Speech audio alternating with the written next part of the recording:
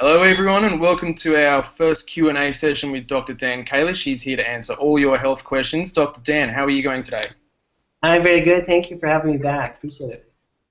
It's a real pleasure. So we were just chatting off air and Dr. Dan was just talking about his book, Your Guide to Healthy Hormones, and he's just decided that he wants to give this book away to everyone who's attended this webinar, which is amazing. So Dr. Dan, what is Your Guide to Healthy Hormones? Yeah, so it's a book I wrote a few years back, which is a very simple introduction to the things that go wrong with female hormones and how you can correct them. And more so than, it's not a self-help book, it's more like explaining why these problems would have occurred in the first place. And then what are the things that you can do to start to help to get some treatment. I really liked your book. It was the first book I'll be honest, it was the first book I ever downloaded on what are those apps called that you can read the book on your iPad? Oh, right. Yeah. Kindle or something like that, and I'm never going to do that again. But I read the whole book. It was that good that I had to go and read it, even though I decided I don't want to read books online anymore. But I think everyone out there should go and read it because it was just a really good insight into, like, this is what the medical community is doing and this is what the natural world's doing, and this is, like, you know, both sides of the coin, and this is why you need to do the natural approach. So I really appreciated that. So you ready to jump? You ready to jump into some Q&A? Yeah, let's talk about things, please. All right, so I've got a whole list of stuff to go through here. We'll start out with an easy one. Dear Dr. Dan, thank you for putting out so much information. I've learned so much from you. I've decided to go back to a more protein-based diet now, but where do lentils fit into the picture? Are they classified as a grain to be avoided, or are they still a healthy option? Yeah, so people argue about legumes like lentils. I guess this would be good for all beans. I mean, they're basically acting like a carbohydrate, but I think they're totally fine to have with a grain-free diet because you need some sources of carbohydrates. So I think it's absolutely fine. And the general rule of thumb is that if you cut out all starchy carbs for too long, some people, depending on your body type, start to get really fatigued. Right? And so there's basically three different body types. There's what we call protein type, carb type, and mixed type. And this is an old school version of what's called metabolic typing. But I think to a certain extent it's pretty true. So some people can live on a paleo, high-protein, no-grain diet their whole life and feel great. Other people can live on a high-protein, all-paleo diet, no grains, for a year or two and feel great. And then they start to get really tired because they actually need some starchy carbs because they're more metabolically typed like a carb type. So, and some people are mixed. Some people are kind of in between. So just because you're one type and it works for you doesn't mean that all people are like that, right? So it's really deceptive. If you get a doctor that's a carb type, they could be convinced that everybody needs to eat a lot of carb. If you get a doctor that's a protein type, they think people need protein for all time. But it really varies. The other thing that varies a lot is that the sicker you are and the more messed up your diet has been, the more protein and fat you need to eat because protein and fat helps with repair of hormones, repair of all our cells, tissues. And once that repair has taken place, you may not need that much protein and fat as you did originally. So the diet that heals you and helps you get healthier isn't necessarily the one you have to stay on forever. That's confusing to people as well, you know. So anyways, in trying to figure all this out, because most people are protein types and because most people overeat carbs, typically cutting out grains makes people feel fantastic. But if you're either a carb type or if you're eating the protein and fat in larger amounts and you're healing and all of a sudden the healing is done, you may need to start to introduce starchy carbs. So that could either be grains, could be potatoes, sweet potatoes, or it could be legumes like lentils. And if you stay too high protein for too long and you're a carb type, you're eventually going to start to get tired. And it's pretty easy to figure this out because if you just eat like a half a cup of lentils, you know, twice a day for a few days and all of a sudden your energy comes back and you feel fantastic, you're probably too low in starchy carbs. You could try the same thing with rice, like a half a cup of rice a couple times a day for 3 or 4 days. If you get a tremendous boost of energy from doing that, you probably had cut out grains for too long and need to reintroduce some of the starchy carbs. Mm. That's one thing that I always speaks to me is that it doesn't really matter what people think about your nutrition. It's how you actually feel that is, you know, the benchmark of whether or not you get better. So that leads us pretty well into the next question. This one's from Brenda. She says, I have Hashimoto's thyroiditis. I'm trying to heal my leaky gut and stop the attack on my thyroid. What steps do you suggest to do this, and what are your thoughts on eating for your blood type? I'm type O, and I see it shows a sign of weakness of the thyroid. Thank you for answering my question, Dr. Dan. Oh yeah, so I don't know. This book came out a long time ago. Eat Right for Your Type. Dr. Diadamo and his father wrote it, and it was pretty revolutionary when it first came out. This must have been at least 15 years ago. Um, so they have a lot of really valid points, and like all diet books, you kind of got to put it into a context. So if you have Hashimoto's thyroiditis, right off the bat, your diet has already been determined by the disease that you've developed. So you can modify that based on things like your blood type, but what I'm about to say would supersede any other diet book. So if you are autoimmune thyroid, then you have to, and I think most alternative doctors would agree with this, you have to get off gluten, dairy, and soy. You might have to get off all the grains for a while, and your blood type will be sort of secondary to that, because the autoimmune reactions will be encouraged if you're eating gluten, dairy, and soy. And that can be really damaging. So that would be like the number one issue to focus on, is an anti-inflammatory sort of autoimmune reversing type diet. And then, once you get beyond gluten, dairy, and soy, people start to argue about things. Like maybe you should cut out the nightshades, maybe you shouldn't. Are you going to have dairy, raw dairy, any kind of dairy? There's ways that people argue about it, and maybe goat milk products are okay or sheep milk products. Some people would argue that raw dairy is okay, even though you shouldn't have pasteurized, which I can see is probably true for some people. But the keys are staying away from gluten, because if you eat gluten, it can trigger all kinds of autoimmune reactions. The gluten itself would trigger autoimmune reactions for days, weeks, even sometimes months. There's a good book that just came out about this last month called I've got it right here on my desk. I just read it. The Autoimmune Solution. Look at that. Autoimmune Solution by Amy Myers, MD. Yeah. So, and Amy had, she's a good friend of mine. She's one of the best medical doctors I've ever met. And she had autoimmune thyroid Graves' disease, the hyperthyroid, cured herself with, unconventional, non-conventional means. And she's really pretty amazing practitioner, and her book is really good. And she goes into, I think, a lot of times to make the dietary changes, it really helps to understand the science behind it, because then that motivates you. And when you read something like in Amy's book, I don't know the exact stats, but when you read that one molecule of gluten can trigger 3 months of autoimmune reactions, or you read that one drink of alcohol can suppress your immune system for 4 days, it just makes you think twice before you do these things when you understand the reasons why. So I think that could help a lot.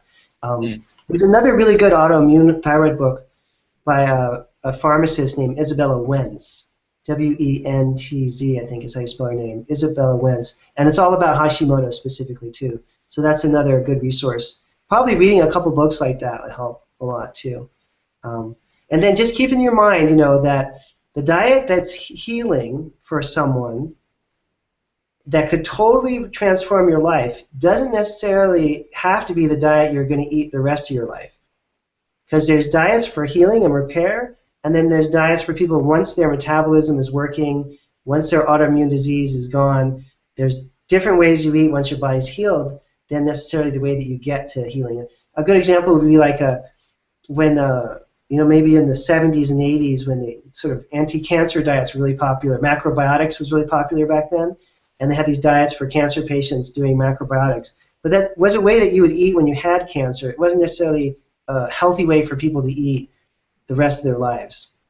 Do you have any tips for people around not getting stuck in like, well, this is my blood type, or this is what I found is the diet that should work for me, I'm just going to stick with this? Because, things are going to change. Like if you find out that your diet's working really well for you and you stick with that for a couple months, and then maybe you start an exercise program where you go through a period of way more stress, you would naturally assume that things would change. So what kind of advice have you got there?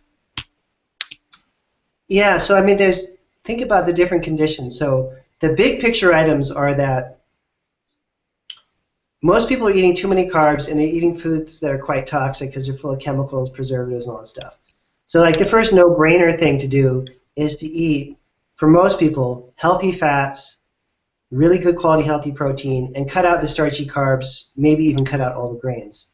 And for sure, cut out all the food additives and chemicals and dyes and all that stuff. Those are kind of like the obvious things to start with. And then as you get healthier and as your metabolism heals, you're probably going to need less and less fat and less protein.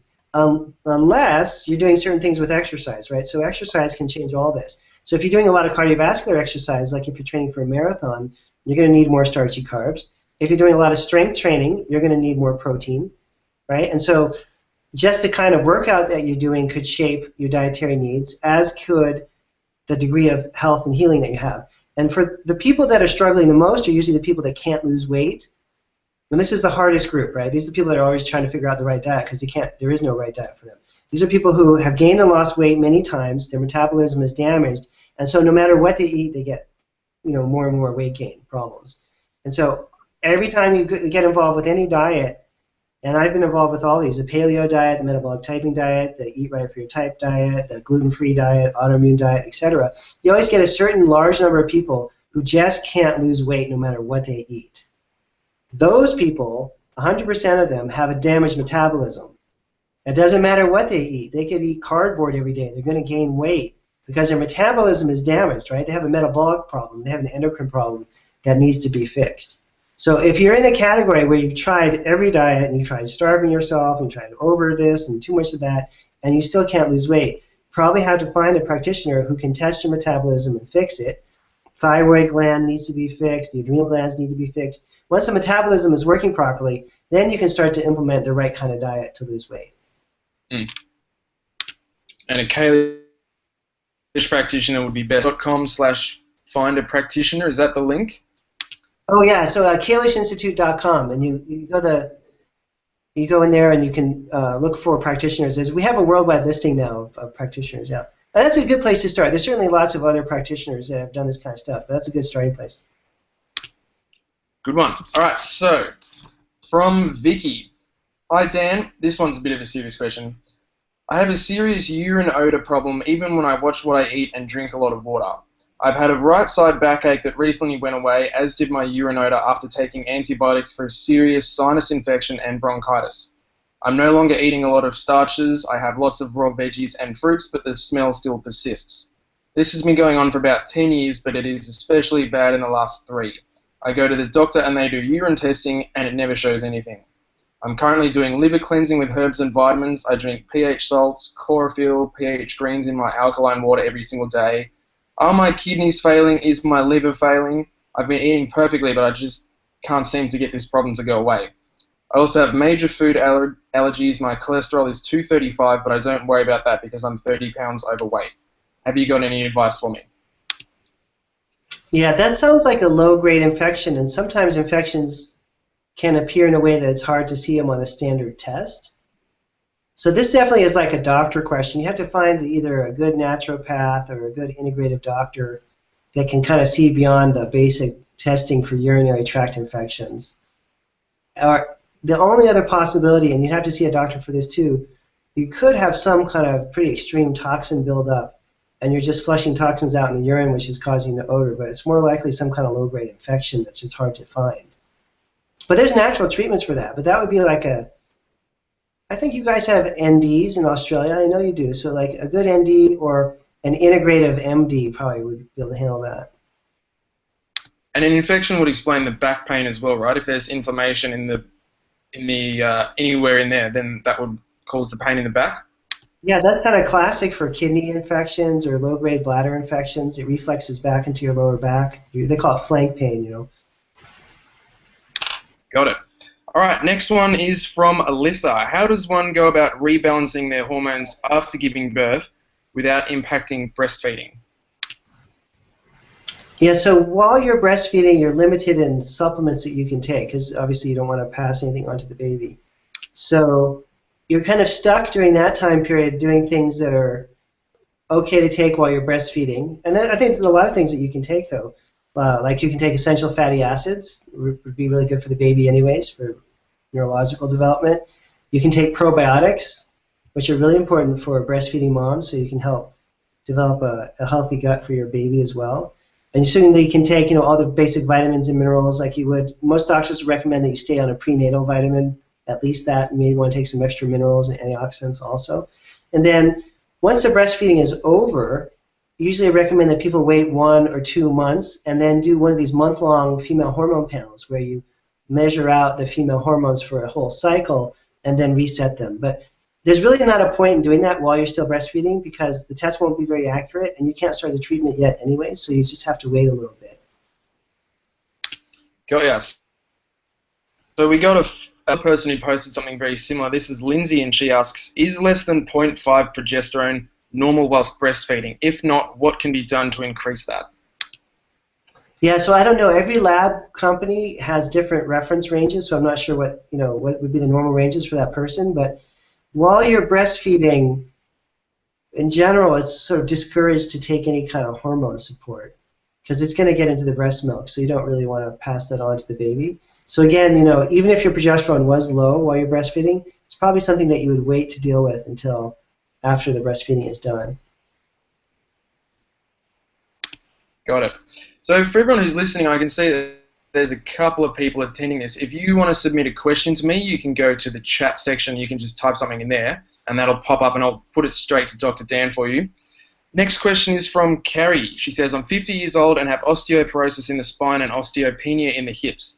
I've been very active over the last 8 years with exercise. I've given up gluten and casein based on my IgG blood test, and I'm supplementing with calcium, zinc, vitamin D3, vitamin K2, silicon, and boron, but my readings have still been declining. I also thyroid.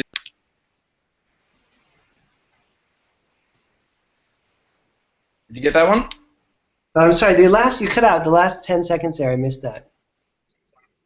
Sorry, she said osteoporosis in the spine, osteopenia in the hips, exercising more in the last 8 years. She's given up gluten and casein based on her IgG blood tests, supplementing with calcium, magnesium, zinc, vitamin D3, vitamin K2, silicon, and boron, but her readings are still declining, and she also has hypothyroidism.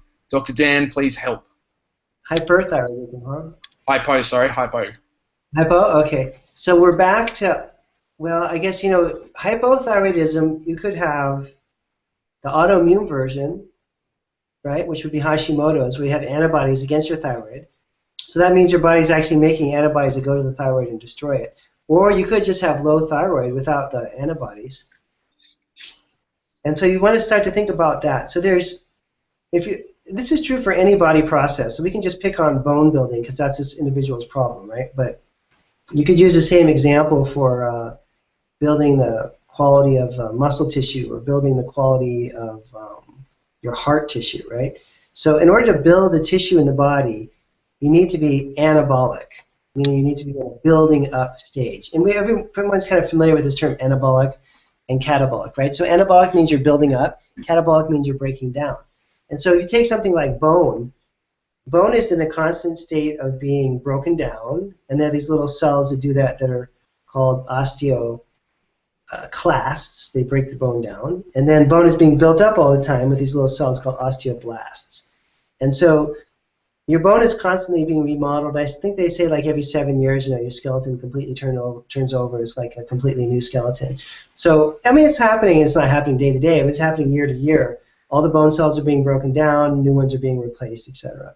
And so the breakdown process would be the same in muscle tissue too. So if you have like your biceps muscle, there's tissues there's mechanisms that break down the muscle tissue and will make it less big and bulky, and then there's processes by which you can build up the muscle tissue, right? So it's kind of more obvious with muscles because you can see it. So if you're anabolic and you're doing a lot of building, you'd have more muscle tissue. If you're catabolic and you're breaking down a lot, you'd have a lot of broken down muscle tissue. And you can even see this within individual sports, right? So like if you look at a typical marathon runner, even the best marathon runners in the world, they're running 26 miles all the time, so they're constantly in a catabolic state, right? Because you exercise a lot, you're going to make you catabolic, so you're going to break down. What are you going to break down? Muscle tissue and bone, right? And we break down muscle tissue and bone. And when you look at a marathon runner, you can see they're kind of skinny, scrawny people, right? You wouldn't like be afraid of them if you met them late at night in a bar or something, because they're wimpy, small people. They're not well muscled, right? If you look at like a 100-meter sprinter in the Olympics, men and women both, beautiful muscle tone, big, strong muscles, and you would never catch them running 10 miles because they couldn't run 10 miles because they're so heavy from dense musculature, right? So that's an example of someone who's built up their body and is anabolic or built it up.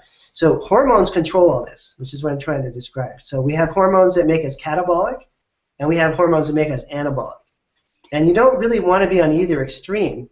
But if you're catabolic, no matter what supplements you're taking or how you're eating, you're going to be breaking down organ tissue, muscle tissue, and bone. If you're anabolic, you're going to be building up. And it's obviously an interplay between these two. So the main catabolic hormone is cortisol. That's what cortisol does. Cortisol causes things to break down. You have to break things down to build them up, but if you get too much cortisol, you break down too much, you get too catabolic, you get weak bones, you get osteoporosis, osteopenia, you get weak musculature too. You look like the marathon runner, not like the sprinter, right? Or some people, it gets even worse, is they're overweight, but they don't have muscle tone, so they're kind of flabby. So you have to get hormonal control in order to build bones. You have to get hormonal control in order to build muscle as well. And again, you don't want to be 100% anabolic because then you would just be building up all the time. But if you're breaking down bone despite taking all these wonderful supplements and eating well, then it means you're overly catabolic. So again, the hormones are going to be able to control whether you're catabolic or anabolic and override what you're doing with your diet and supplements. So the anabolic hormones are like testosterone, right? It's anabolic, it's a building hormone. Estrogen is anabolic. Estrogen helps build body tissues. So when we're looking at someone with this kind of situation where they're doing all the right things, diet and exercise-wise, but they're still breaking down bone, almost certainly there's going to be an excess of catabolic hormones and a deficiency of the anabolic hormones, and we want to balance it out. So that requires lab work. If you don't want to do lab work for everybody, and certainly most people can strengthen their bones with diet and exercise and supplements, but if that's not working, it means there's something else going on. Okay, and so for all of us, all the time, let's say that your problem is not enough muscle tissue. Like it could be a person working out in a gym and they're not bulking up, or it could be someone that's, they're a runner and they're always hurting themselves and blowing out joints. They just don't have enough muscle integrity and muscle strength. We want to help that person become more anabolic and build up more by decreasing their catabolic hormones like cortisol and rebuilding their anabolic hormones like DHEA or testosterone. So some of that comes with the lab work and lab testing, and then supplements to specifically target those hormones. So once you've got that part figured out, there's a second part, which is that let's say your hormones are working well, you're not catabolic anymore, so you're not breaking down anymore. You still have to absorb all these supplements and nutrients in the food that you're eating. And so we find with the vast majority of people that we test, they have a chronic digestive tract problem and they're not absorbing very well. Meaning that even if they're taking the best supplements, eating the best food, it's not getting absorbed into the bloodstream where it can go into the bones. So digestion and absorption are going to control bone building because it controls the raw ingredients that you're going to use to build the bone. And then the hormones that are catabolic could undermine the whole thing too. So we do the hormone and gut testing and corrections, and that usually then would allow the bone to start to strengthen. It's a little complicated answer, but that's kind of the short version. So what kind of considerations have you got around supplement taking? I mean, Carrie says that she's taking 7 different supplements. Is that something that you think is okay, or should she be rotating or taking like one day a week where she doesn't take supplements? What kind of things does she need to think about there? Well, it doesn't sound like they're getting absorbed, right? Yeah. So it probably doesn't matter. They're just passing through. Fair enough.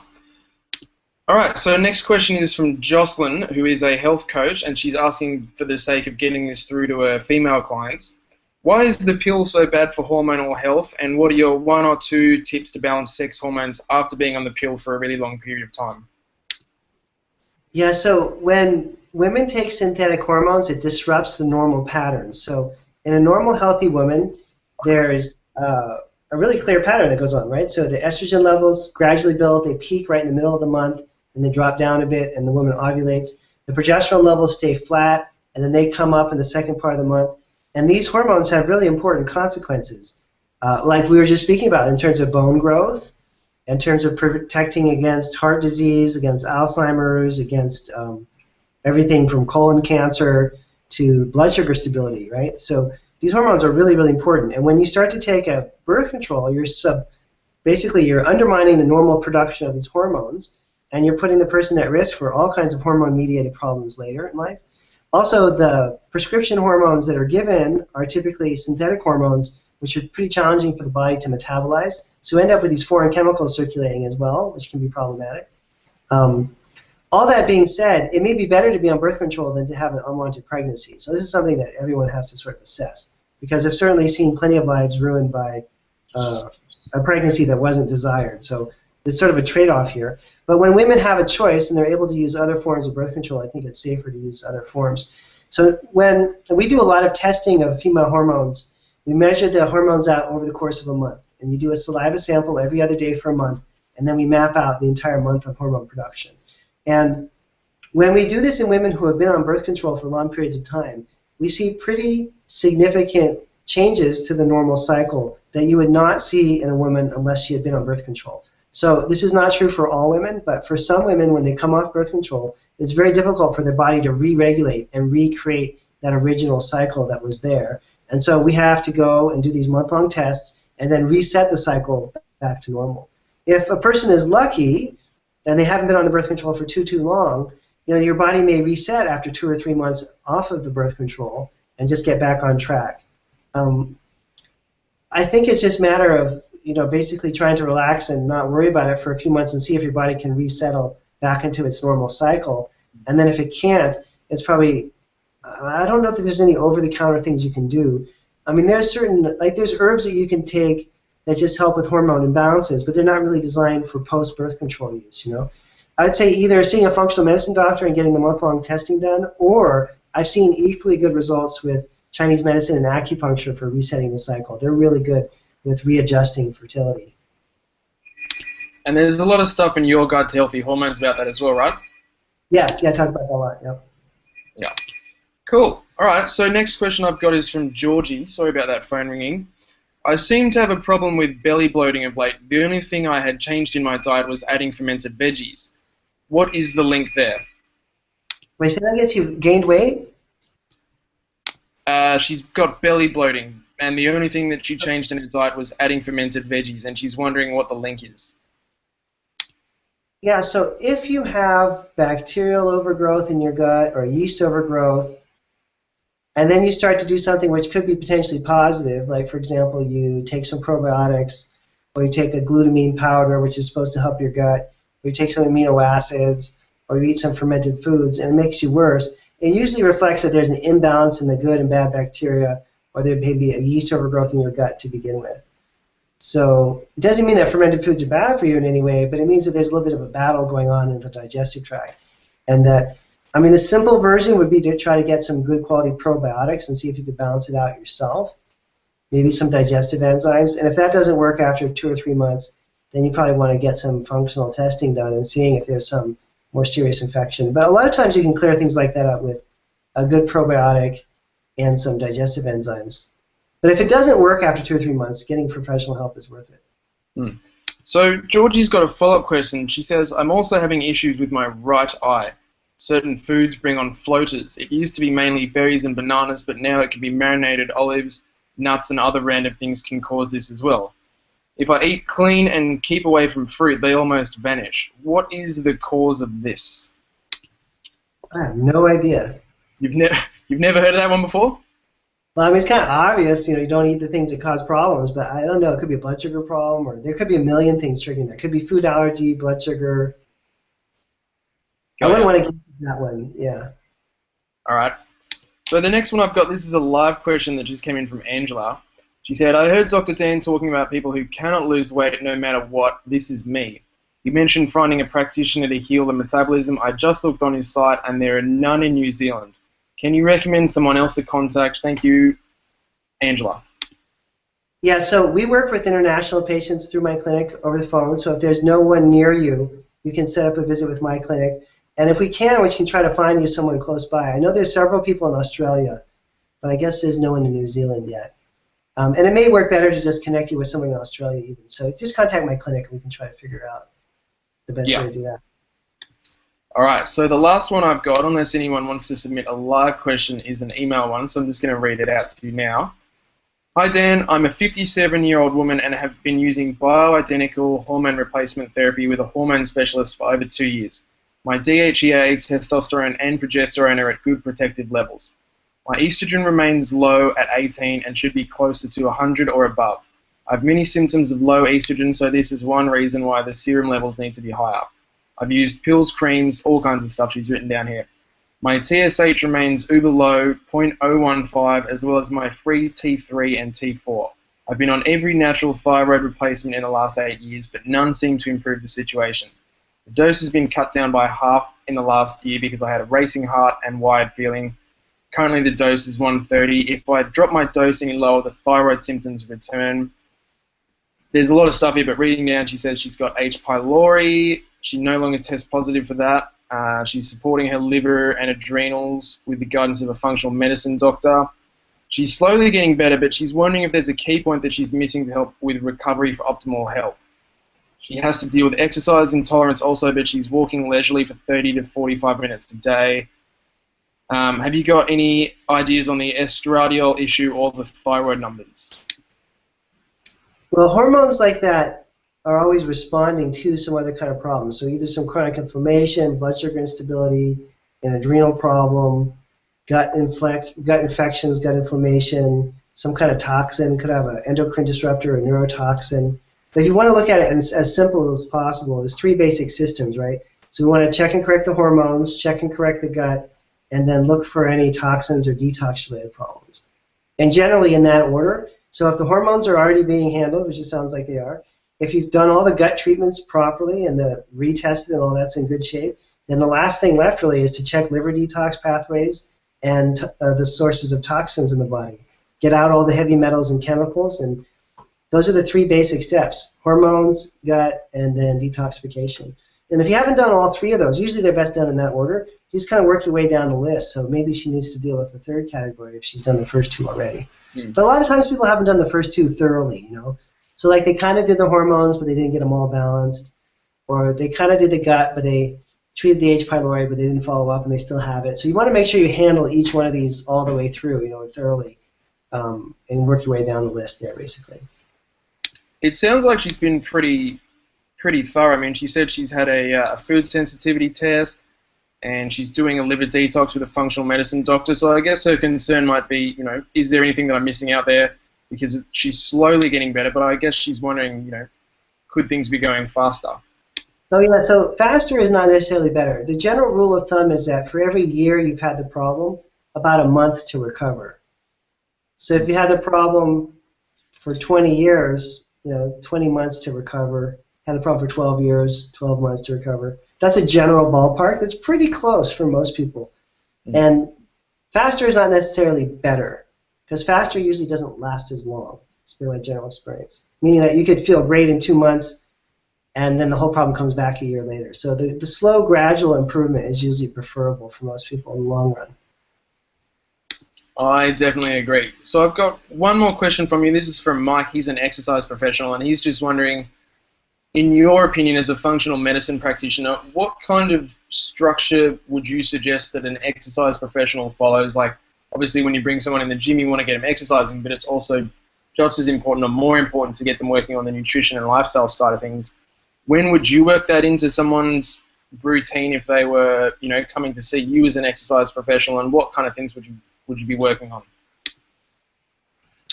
Yeah, so I think it depends on what people's expectations are when they show up, you know. So in my experience in general, most people start to want to exercise when they want to lose weight, right?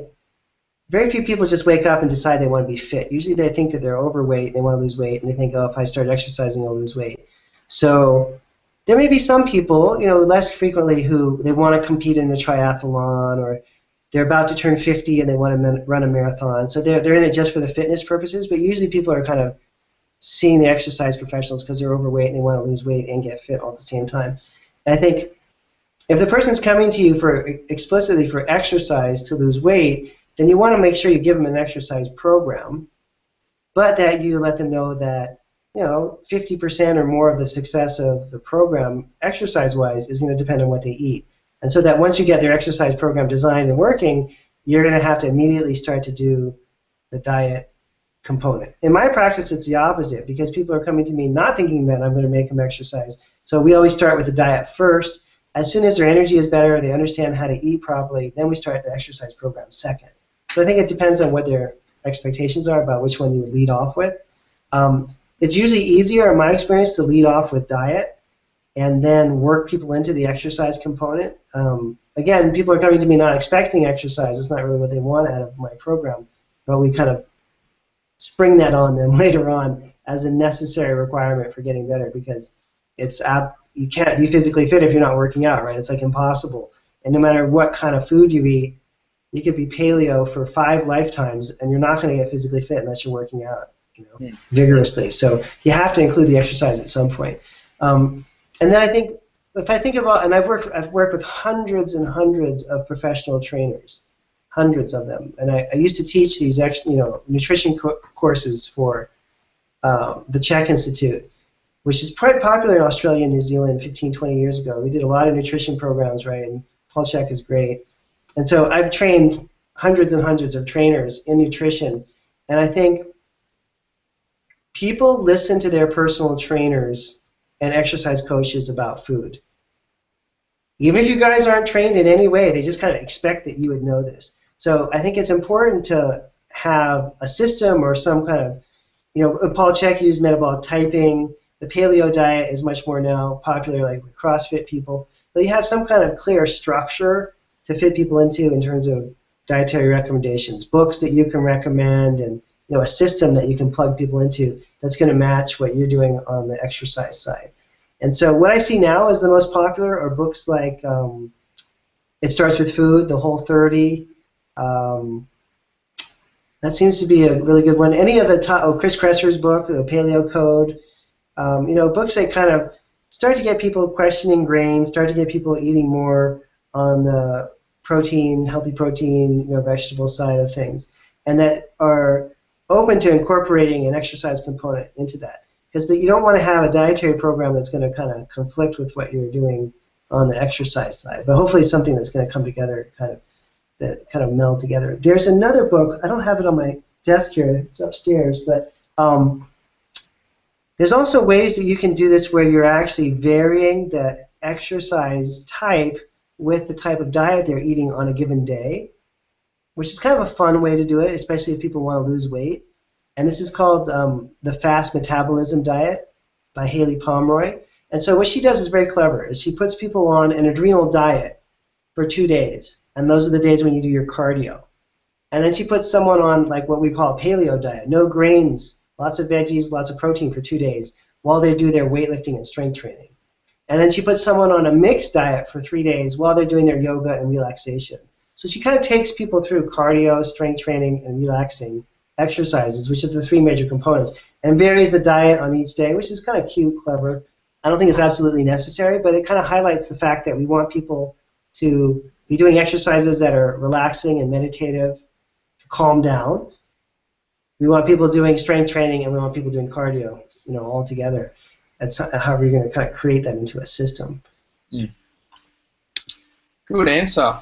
So that's pretty much all the Q&A questions that I've got lined up. Is there anything that you wanted to kind of add on there for women who are trying to improve their health, Dr. Dan? Let's see, final thoughts. I think that the theme for me this year is getting people to understand what a healthy diet is, and that what we talked about earlier, that the diet that helps you lose weight isn't necessarily the diet that you need to use all the time, and that one of the most important blocks behind all this is people just being emotionally stressed out of their minds, not getting enough sleep. No matter how much you exercise and how well you eat, if you're really, really stressed, you're just not going to feel good and you're not going to lose weight. So trying to figure out what's the in for people that's going to calm them down. Is it getting a new job? Is it going to be, getting rid of your kids, which you can't do if you're a mom, but, figuring out, like, you're going to get some help to help you with your 2-year-old and 5-year-old, so you're not a stay-at-home mom by yourself with these 2 crazy little human beings that are torturing you to death. Figuring out if you're going to get a better relationship. Maybe you're stuck in a marriage that's not working and you need marriage counseling.